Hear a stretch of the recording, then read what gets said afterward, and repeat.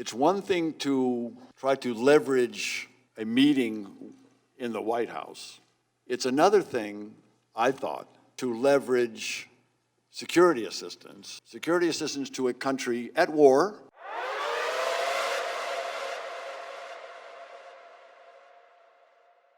Ambassador Taylor, on the heels of you discussing the importance of the security assistance to Ukraine, I want to go to the end of the timeline where you learned that that security assistance was conditioned on Ukraine announcing the investigations that the president wanted. And in particular, on September 9th of this year, you texted Ambassador Sondland and Volker, and the text message should be on the screen in front of you. And if you could read what you wrote. As I said on the phone, I think it's crazy to withhold security assistance for help with a political campaign. What did you mean when you said you thought it was crazy? Ms. Goldman, I meant that because of the importance of security assistance, because that was so important, that security assistance was so important for Ukraine, as well as our own national interest, to withhold that assistance for no good reason other than help with a political campaign made no sense. It was counterproductive to all of what we had been trying to do. It was illogical. It could not be explained. It was crazy. When you say all of what we were trying to do, what do you mean by we? I mean that the United States was trying to support Ukraine as a frontline state against Russian attack. And again, the whole notion of a rules-based order was being threatened by the Russians in Ukraine. So our security assistance was designed to support Ukraine. It was not just the United States, it was all of our allies. Let's go back a little bit in time to when you first learned about this conditionality. And on September 1st, so a little more than a week before that text we just read, you sent another text to Ambassadors Sondland and Volker, which should also be on the screen in front of you. And if you could read what you wrote to them. Are we now saying that security assistance and White House meeting are conditioned on investigations? And Ambassador Sondland responded, "Call me." Now, what information had you learned that prompted you to write this text message? I had learned that in Warsaw, after the meeting Vice President Pence had with President Zelensky, Ambassador Sondland had meetings there and had described to Mr. Yermak, the assistant to President Zelensky, that the security assistance was also held pending announcement by President Zelensky in public of these investigations. You also testified that he said he had made a mistake in relaying a message to the Ukrainians. What was that mistake? The mistake he told me was earlier he had told, presumably President Zelensky and Mr. Yermak, that what was necessary for the White House meeting was the pursuit of these investigations. And he said he recognized that that was a mistake. It was not just the White House meeting that was dependent on the investigations. He said it was now everything. It included the security assistance. It's one thing to try to leverage a meeting in the White House. It's another thing, I thought, to leverage security assistance to a country at war, dependent on both the security assistance and the demonstration of support. It was much more alarming. The White House meeting was one thing, security assistance was much more alarming. Ambassador Taylor, in your decades of military service and diplomatic service representing the United States around the world, have you ever seen another example of foreign aid conditioned on the personal or political interests of the President of the United States? No, Mr. Goldman, I've not.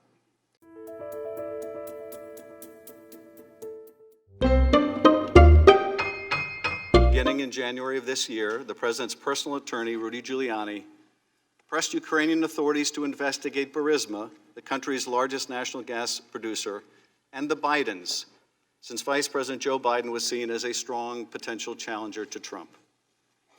Giuliani also promoted a debunked conspiracy that it was Ukraine, not Russia, that hacked the 2016 U.S. election. The nation's intelligence agencies have stated unequivocally that it was Russia, not Ukraine, that interfered in our election. But Giuliani believed this conspiracy theory, referred to as CrowdStrike, shorthand for the company that discovered the Russian hack, would aid his client's re-election. Giuliani also conducted a smear campaign against the U.S. ambassador to Ukraine, Marie Yovanovitch. On April 29, a senior State Department official told her that although she had done nothing wrong, President Trump had lost confidence in her. With the sidelining of Yovanovitch, the stage was set for the establishment of an irregular channel in which Giuliani and later others, including Gordon Sondland, an influential donor to the president's inauguration, now serving as ambassador to the European Union, could advance the president's personal and political interests. Yovanovitch's replacement in Kiev, Ambassador Bill Taylor, is a West Point graduate and a Vietnam veteran. As he began to better understand the scheme through the summer of 2019, he pushed back, informing Deputy Assistant Secretary Kent and others about a plan to condition U.S. government actions and funding on the performance of political favors by the Ukrainian government, favors intended for President Trump that would undermine our security and our elections. Several key events in this scheme took place in the month of July. On July 10th, Ambassador Sondland informed a group of U.S. and Ukrainian officials meeting at the White House that according to Chief of Staff Mick Mulvaney, a White House meeting desperately sought by the Ukrainian president with Trump would happen only if Ukraine undertook an investigation into the energy sector, which was understood to mean Burisma and specifically the Bidens. National Security Advisor Bolton abruptly ended the meeting and said afterwards that he would not be, quote, part of whatever drug deal Sondland and Mulvaney are cooking up on this, end quote. A week later, on July 18th, a representative of the Office of Management and Budget, the White House agency that oversees federal spending, announced on a video conference that Mulvaney, at the direction of the president, was freezing nearly $400 million in security assistance authorized and appropriated by Congress, and which the entirety of the U.S. national security establishment supported. 1 week after that, Donald Trump would have the now infamous July 25th phone call with Ukrainian President Zelensky.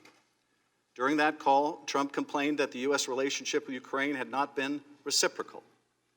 Later, Zelensky thanks Trump for his support in the area of defense and says that Ukraine is ready to purchase more javelins, an anti-tank weapon that was among the most important deterrents of further Russian military action. Trump's immediate response: I would like you to do us a favor, though. Trump then requested that Zelensky investigate the discredited 2016 CrowdStrike conspiracy theory, and even more ominously look into the Bidens. Neither of these investigations was in the U.S. national interest, and neither was part of the official preparatory material for the call. Both, however, were in Donald Trump's personal interest and in the interests of his 2020 re-election campaign. And the Ukrainian president knew about both in advance, because Sondland and others had been pressing Ukraine for weeks about investigations into the 2016 election, Burisma, and the Bidens. After the call, multiple individuals were concerned enough to report it to the National Security Council's top lawyer. The White House would then take the extraordinary step of moving the call record to a highly classified server exclusively reserved for the most sensitive intelligence matters. In the weeks that followed, Ambassador Taylor learned new facts about a scheme that even Sondland would describe as becoming more insidious. Taylor texted Sondland, quote, "Are we now saying that security assistance and White House meeting are conditioned on investigations?"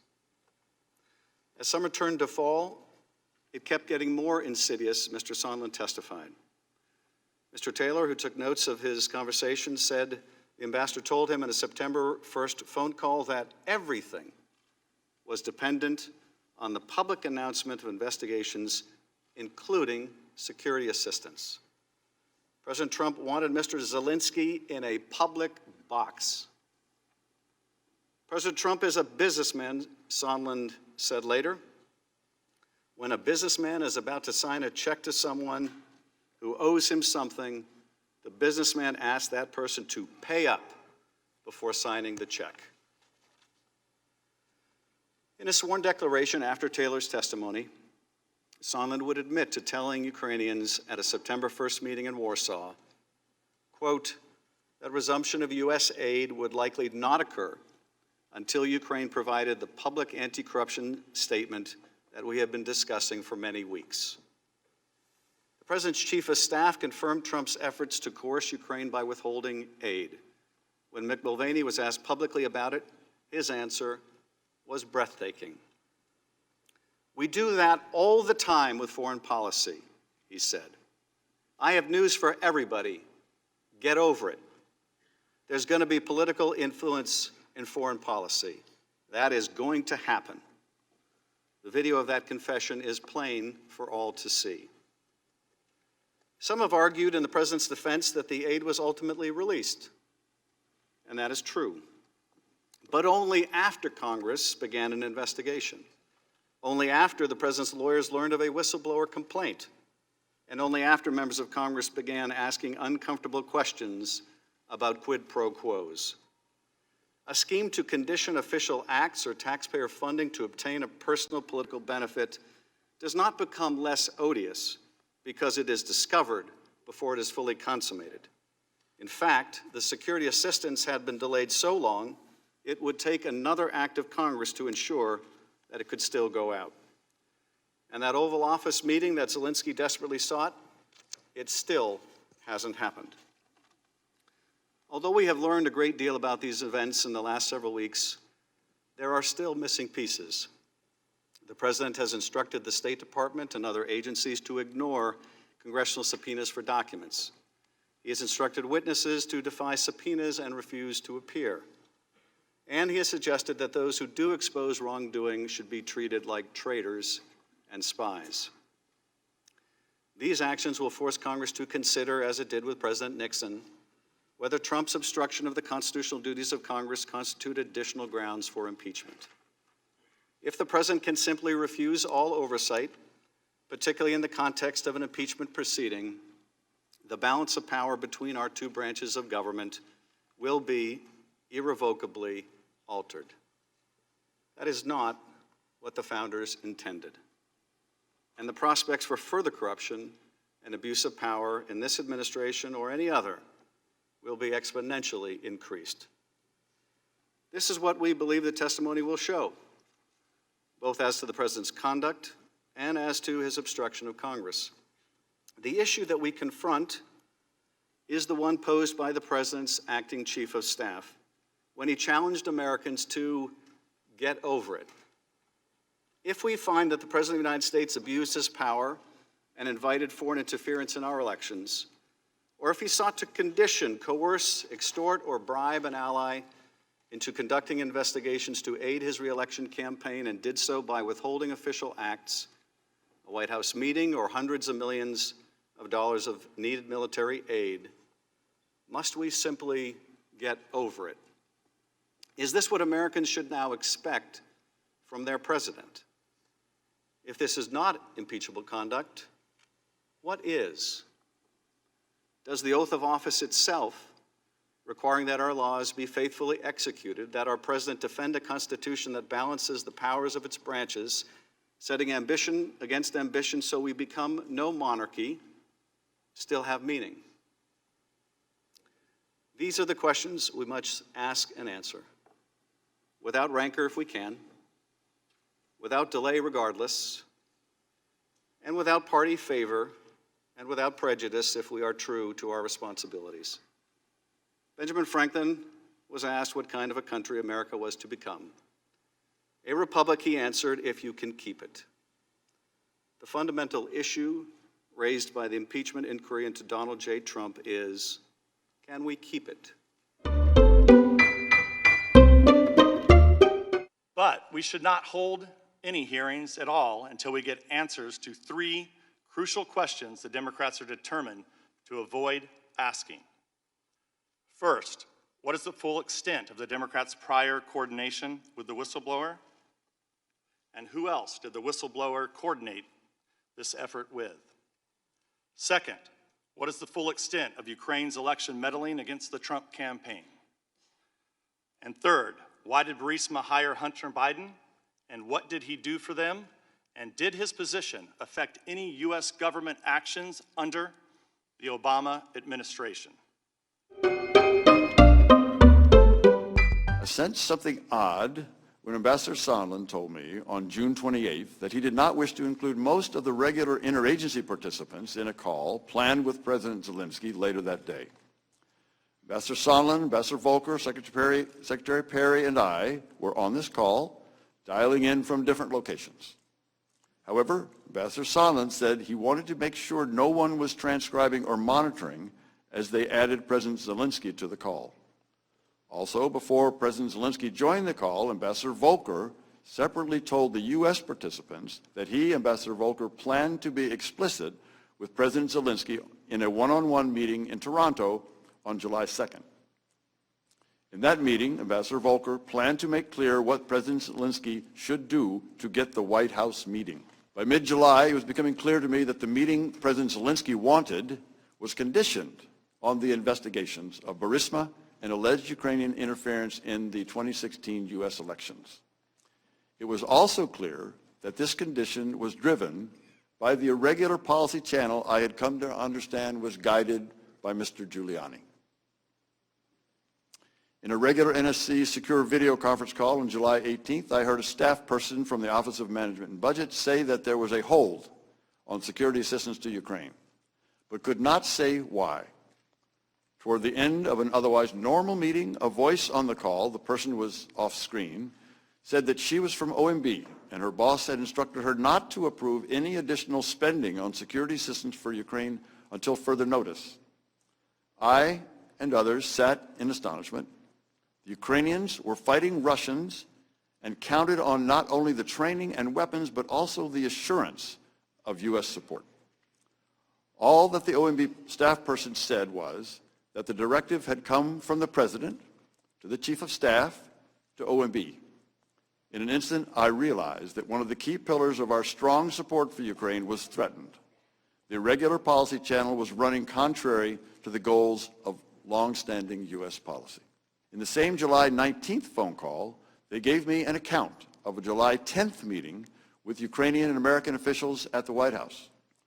They told me that partway through the meeting, Ambassador Sondland had connected investigations with an Oval Office meeting for President Zelensky, which so irritated then National Security Advisor John Bolton that he abruptly ended the meeting, telling Dr. Hill and Lieutenant Colonel Vindman that they should have nothing to do with domestic politics. He also directed Dr. Hill to brief the lawyers. Dr. Hill said that Ambassador Bolton referred to this deal as a drug deal. Ambassador Volker and I traveled to the front line in northern Donbass to receive a briefing from the commander of forces on the line of contact. Arriving for the briefing in the military headquarters, the commander thanked us for the security assistance. But I was aware that this assistance was on hold, which made me uncomfortable. Ambassador Volker and I could see the armed and hostile Russian-led forces on the other side of the damaged bridge across the line of contact. Russian-led forces continue to kill Ukrainians in the war, 1 or 2 a week. More Ukrainians would undoubtedly die without the U.S. assistance. On the evening of September 1st, I received a readout of the Pence-Zelensky meeting over the phone from Mr. Morrison, during which he told me that President Zelensky had opened the meeting by immediately asking Vice President about the security cooperation. The Vice President did not respond substantively, but said that he would talk to President Trump that night. The Vice President did say that President Trump wanted the Europeans to do more to support Ukraine and that he wanted the Ukrainians to do more to fight corruption. During the same phone call with Mr. Morrison, he described a conversation Ambassador Sondland had with Mr. Yermak in Warsaw. Ambassador Sondland told Mr. Yermak that the security assistance money would not come until President Zelensky committed to pursue the Burisma investigation. I was alarmed by what Mr. Morrison told me about the Sondland-Yermak conversation. I understand that Mr. Morrison testified at his deposition that Ambassador Sondland proposed it might be sufficient for the Ukrainian Prosecutor General to commit to pursue the investigations, as opposed to President Zelensky. But this was the first time that I had heard that the security assistance, not just the White House meeting, was conditioned on the investigations. Very concerned, on that same day, September 1st, I sent Ambassador Sondland a text message asking if we are now saying that the security assistance and a White House meeting are conditioned on investigations. Ambassador Sondland responded asking me to call him, which I did. During that phone call, Ambassador Sondland told me that President Trump had told him that he wants President Zelensky to state publicly that Ukraine will investigate Burisma and alleged Ukrainian interference in the 2016 election.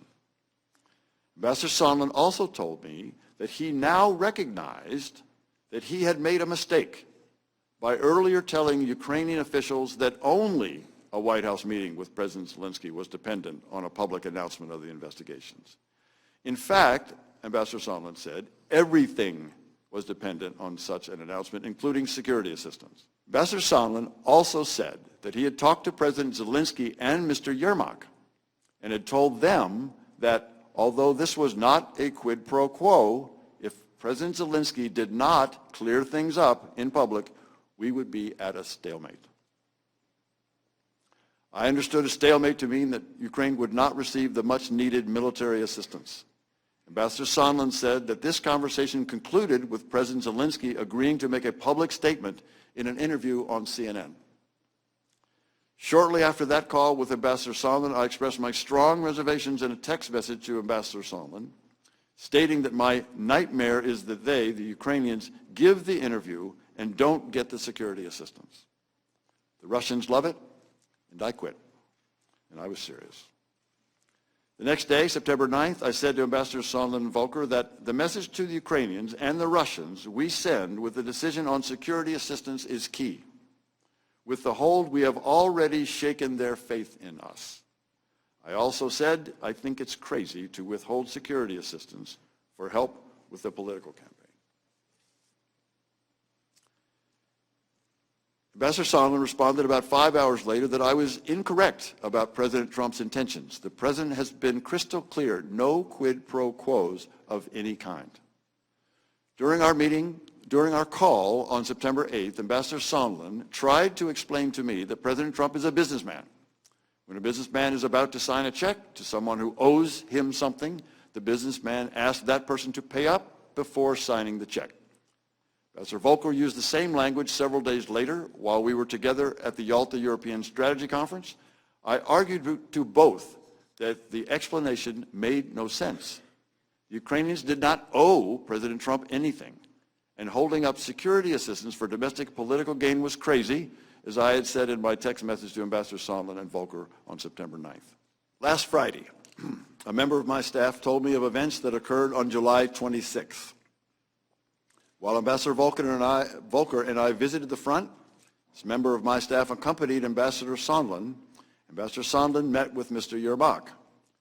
Following that meeting, in the presence of my staff, at a restaurant, Ambassador Sondland called President Trump and told him of his meetings in Kyiv. The member of my staff could hear President Trump on the phone asking Ambassador Sondland about the investigations. Ambassador Sondland told President Trump the Ukrainians were ready to move forward. Following the call with President Trump, the member of my staff asked Ambassador Sondland what President Trump thought about Ukraine. Ambassador Sondland responded that President Trump cares more about the investigations of Biden, which Giuliani was pressing for. Mr. Chairman, there are two Ukraine stories today. The first is the one we're discussing this morning that you have been hearing about for the past 2 weeks. It's a rancorous story about whistleblowers, Mr. Giuliani, side channels, quid pro quos, corruption, and interference in elections. In this story, Ukraine is merely an object. But there's another story, a positive, bipartisan one. In this second story, Ukraine is the subject. This one is about young people in a young nation struggling to break free of its past, hopeful that their new government will finally usher in a new Ukraine, proud of its independence from Russia, eager to join Western institutions and enjoy a more secure and prosperous life. This story describes a nation developing an inclusive democratic nationalism, not unlike what we in America, in our best moments, feel about our diverse country. Less concerned about what language we speak, what religion, if any, we practice, where our parents and grandparents came from, more concerned about building a new country.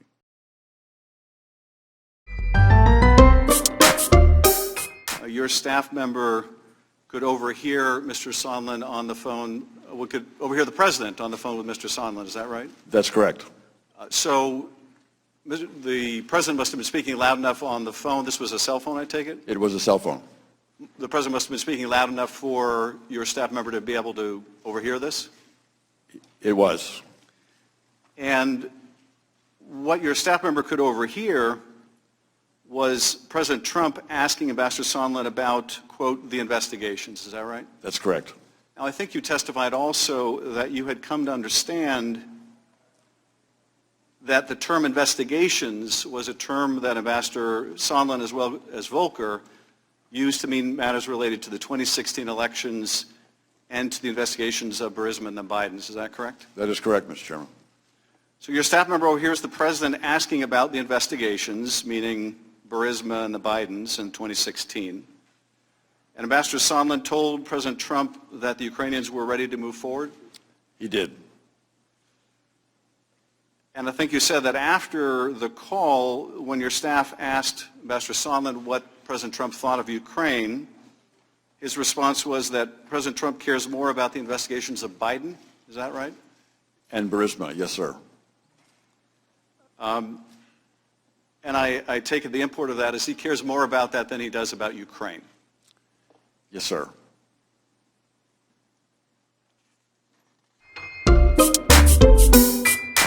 Ambassador Sondland said that if President Zelensky did not clear things up in public, we would be at a stalemate. He began that, again, by repeating, this is not a quid pro quo, but if President Zelensky did not clear things up in public, we would be at a stalemate. And what I understood in that meeting, the meaning of stalemate was the security assistance would not come. So even though he said the words, there were no quid pro quo, he then went on to say, but the security assistance will not come unless these investigations are done. Is that what you're saying? My understanding, that's what was meant by stalemate.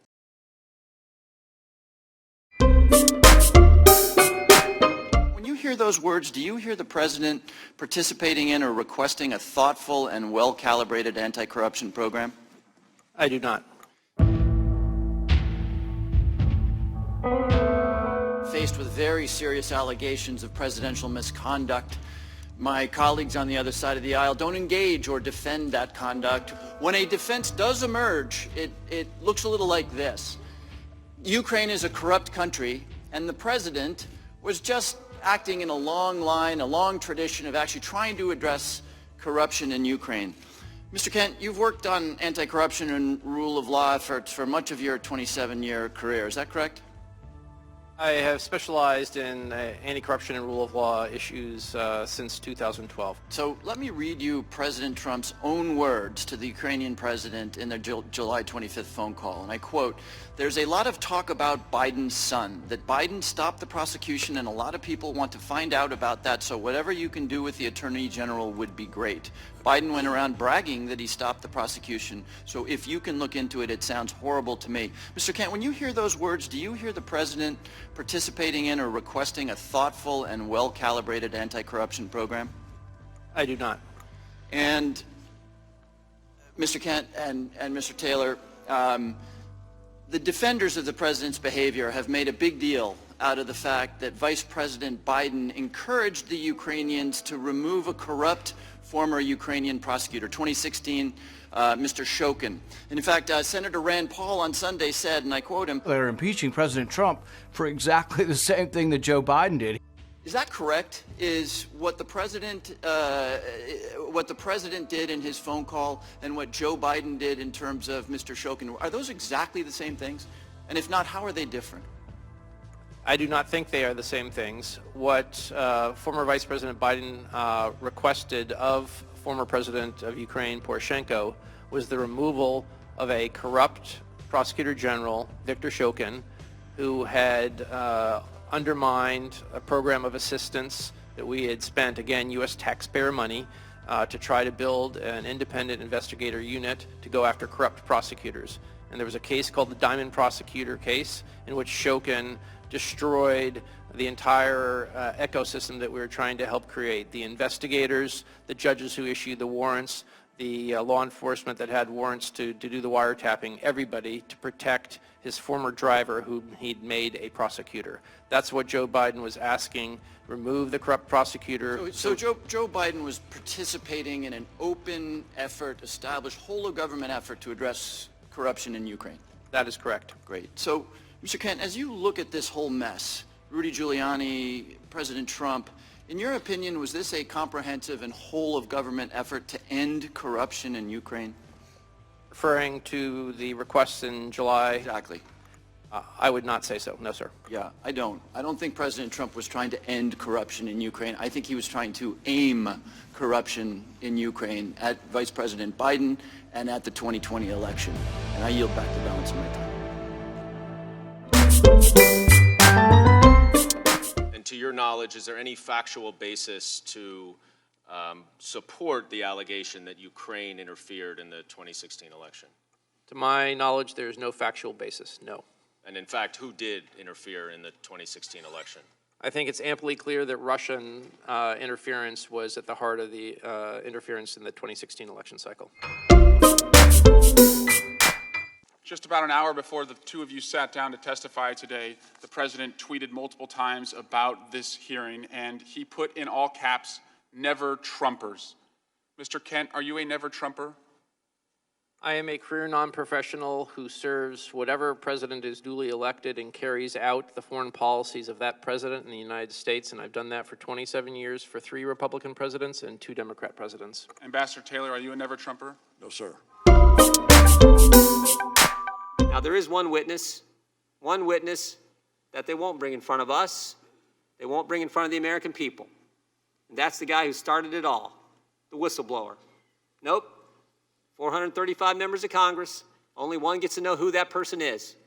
Only one member of Congress has a staff that gets to talk to that person. The rest of us don't. Only chairmanship knows who the whistleblower is. We don't. We will never get the chance. We will never get the chance to see the whistleblower raise his right hand, swear to tell the truth and nothing but the truth. We'll never get that chance. More importantly, the American people won't get that chance. This anonymous so-called whistleblower with no firsthand knowledge, who's biased against the president, who worked with Joe Biden, who is the reason we're all sitting here today, will never get a chance to question that individual. Democrats are trying to impeach the president based on all that. 11 and a half months before an election. We'll not get to check out his credibility, his motivations, his bias. I said this last week, but this is a sad day. This is a sad day for this country. You think about what the Democrats have put our nation through for the last 3 years. Started July of 2016 when they spied on 2 American citizens associated with the presidential campaign, and all that unfolded with the Mueller investigation after that. And when that didn't work, here we are. Based on this. The American people see through all this. They understand the facts support the president. They understand this process is unfair. And they see through the whole darn sham. With that, I yield back. Mr. Welch.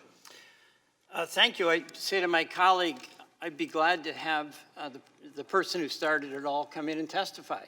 President Trump is welcome to take a seat right there.